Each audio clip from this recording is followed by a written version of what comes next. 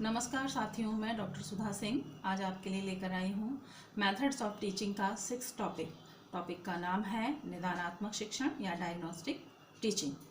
आइए शुरू करते हैं। निदानात्मक शिक्षण। साथियों, आपने देखा होगा कि प्रत्येक विद्यालय के प्रत्येक कक्षा में कुछ ऐसे छात्र होते हैं जो धीमी गति से अध्ययन करते हैं या सीखते हैं या सीखने में विभिन्न प्रकार की कठिनाइयों का अनुभव करते हैं। इनमें से कुछ छात्र परीक्षा में फेल हो जाते हैं और कुछ छात्र विद्यालय आने से भयभीत होकर के विद्यालय आना ही बंद कर देते हैं। कक्ष में विद्यार्थियों के समक्ष आने वाली तमाम समस्याओं के समाधान को खोजने के लिए शिक्षक एवं विद्यालयी समूह शिक्षण की 2 नवीन विधियों निदानात्मक एवं उपचारात्मक शिक्षण का प्रयास कर रहे हैं।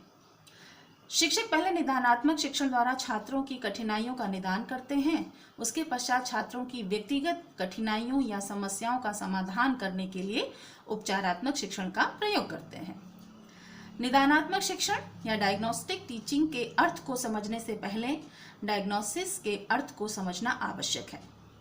डायग्नोसिस का अर्थ या उसका हिंदी रूपांतर है निदान। निदान का शाब्दिक अर्थ है रोग निर्णय अथवा मूल कारण, यानी रोग के विषय में निर्णय लेना अथवा उसके मूल कारण को जानना। साथियों, जिस तरह से एक डॉक्टर या चिकित्सक अपने रोगी के कुछ लक्षणों को देखकर उसके रोग के मूल कारणों को समझता है, उसी तरीके से एक शिक्षक अपने छात्रों की विषयगत कमजोरी, मंदता, पिछड़ेपन या उसकी सीखने से संबंधित कमियों और गलतियों का ज्ञान प्राप्त करके उसकी कठिनाइयों या समस्याओं का निदान करते हैं या समस्याओं के विभिन्न कारणों को समझते हैं। इसे ही निदानात्मक शिक्षण कहते हैं।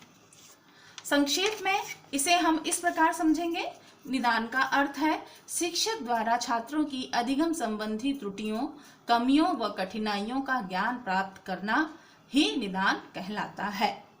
निदानात्मक शिक्षण से तात्पर्य जिस शिक्षण में छात्रों की विशिष्ट त्रुटियों के मूल कारणों को समझने का विशेष प्रयास किया जाता है, उसे निदानात्मक शिक्षण कहते हैं। अब समझते हैं निदानात्मक शिक्षण के क्या उद्देश्य हैं।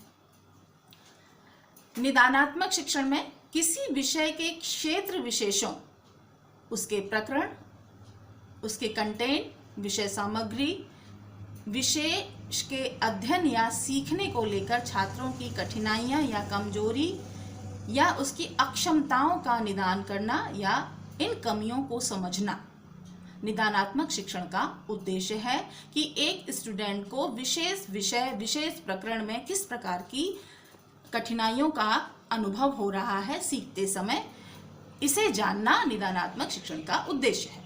दूसरा, विद्यार्थियों या छात्रों की सीखने से संबंधित कमजोरियों या कठिनाइयों को जितनी जल्दी हो सके समझना, जिससे उपचारात्मक कदम उठाने में कम से कम समस्या आए और शीघ्र से शीघ्र उन बच्चों की समस्याओं का समाधान हो सके।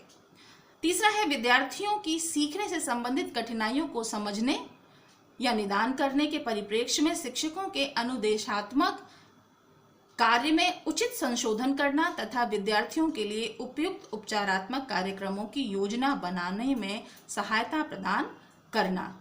निदानात्मक शिक्षण का उद्देश्य यह भी है कि अब तक जो स्टूडेंट सीखने संबंधित कठिनाइयों आ रही थी, उनके लिए जो टीचर कार्यक्रम बना रहे थे अनुदेशात्मक, उनमें संशोधन करके नए उपचारात्मक कार्यक्रमों की योजना बनाई जा सके।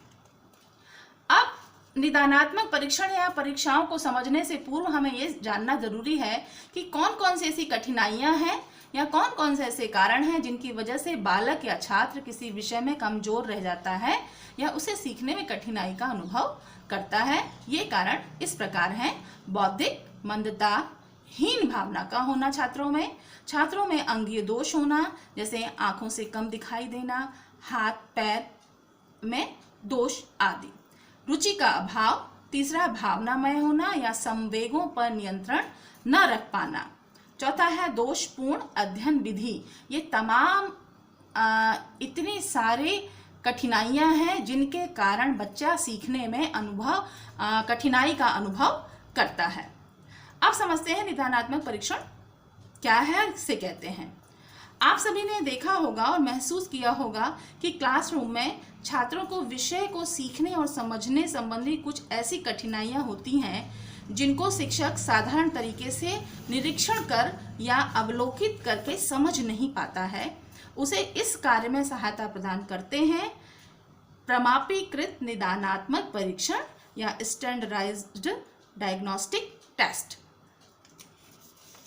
निदानात्मक परीक्षण या परीक्षाएं वह संसाधन हैं जो शैक्षिक वैज्ञानिकों द्वारा छात्रों की कठिनाइयों को ज्ञात करने और यथासंभव उन कठिनाइयों के कारणों को व्यक्त करने के लिए निर्मित किया गया है।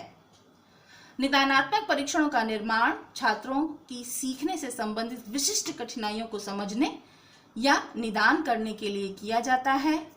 पूरी सावधानी से निर्मित किए गए निदानात्मक परीक्षण में किसी विशेष विषय के सीखने के किसी विशेष पक्ष पर बल दिया जाता है जिससे छात्रों की योग्यता व कमजोरियों को ज्ञात किया जा सके और उपचारात्मक शिक्षण का प्रयोग किया जा सके। साथियों, निदानात्मक परीक्षण और उपचारात्मक शिक्षण दोनों ही एक दूसरे पर आधारित होते हैं या आश्रित होते हैं, क्योंकि उपचार सही ढंग से हो यही जानने के लिए निदान की आवश्यकता पड़ती है। इसलिए इन्हें हमेशा इकट्ठे रूप में ही प्रयोग में लाना चाहिए। इसे हम निदानात्मक परीक्षण एवं उपचारात्मक चक्र के माध्यम से इस प्रकार समझ सकते हैं। साथियों, इस चक्र की शुरुआत निदानात्मक परीक्षण से होती है। इस परीक्षण के द्वारा किसी समस्याग्रस्त बालक को किसी समस्या के निदान के लिए उस पर परीक्षण किया जाता है, उसका परीक्षण किया जाता है। निदानात्मक परीक्षण के माध्यम से यह पता लगाने की कोशिश की जाती है कि विद्यार्थी विशेष द्वारा अनुभव की जा रही जो अधिगम की कठिनाई है उसकी प्रकृति और स्तर किस प्रकार का है। बच्चा जो कठिनाई का अनुभव कर रहा है वो किस स्तर की परेशानी या कठिनाई है। दूसरा है कारण संबंधी परिकल्पनाओं का निर्माण करना। विषय विशेष की किस शाखा, विशेष क्षेत्र या प्रकरण विशेष के अधिगम में विद्यार्थी कठिनाई का अनुभव कर रहा है, इसका अच्छी तरह से निदान कर लेने के पश्चात या समझ लेने के पश्चात चक्र के दूसरे चरण में उन संभावित कारणों को सूचीबद्ध किया जाता है कि विद्यार्थी की कमजोरी या कठिनाइयों के लिए जो उत्तरदायी हैं। यानी कि मान लेते हैं हम कि किसी एक बच्चे को हिंदी के गद्य में और पद्य भाग और व्याकरण भाग, ये 3 भाग हैं। इसमें से व्याकरण भाग में समास को समझने में यदि कठिनाई हो रही है तो उसे इस टॉपिक पर आधारित हमें समस्याओं को समझना है कि बच्चे को इस भाग के अंदर यदि कोई समस्या आ रही है तो उसे वो समस्या क्यों आ रही है। इसके लिए हमें तमाम परिकल्पनाएं बनानी होंगी। तो हम परिकल्पना बना लेते हैं कि मान लीजिए कि बच्चे का पूर्व ज्ञान यानी बेसिक नॉलेज कम है, या उसको पढ़ाने में आने वाली जिस तरीके से उसे पढ़ाया जा रहा है, यानी मेथड्स जो पढ़ाया जा रहा है, जो यूज किया जा रहा है वो ठीक नहीं है। इन तमाम तरह की परिकल्पनाओं को हम सूचीबद्ध कर लेते हैं। उसके बाद में उपचारात्मक शिक्षण की तरफ आते हैं। अब संभावित कारण आगे के उपचारात्मक शिक्षण के नियोजन के आधार पर बनाए जाते हैं।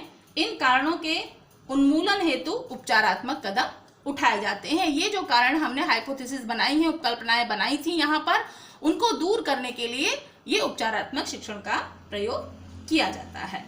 उसके बाद उपचार का मूल्यांकन। अब जो भी उपचारात्मक कदम उठाए गए उनमें से समस्याओं के निवारण में कितनी और कैसी सफलता मिली, इसका मूल्यांकन इस चक्र को आगे बढ़ाता है, यहाँ पर हम करते हैं।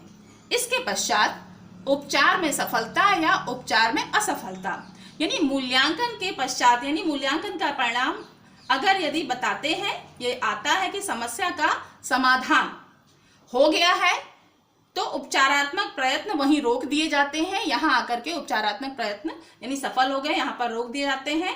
परंतु अगर यह नहीं हो पाता अथवा इनमें से यदि कोई कमी रह जाती है तो फिर कमी क्यों रह गई, कितनी रह गई, इसका निदान करने हेतु पुनः निदानात्मक परीक्षण की आवश्यकता पड़ती है और इस चक्र को पुनरावृत्ति तब तक जारी रहती है जब तक कि समस्या को दूर नहीं किया जाता है। यदि उपचार में असफल हुए तो यह चक्र फिर पुनः होकर के यहाँ से स्टार्ट होता है।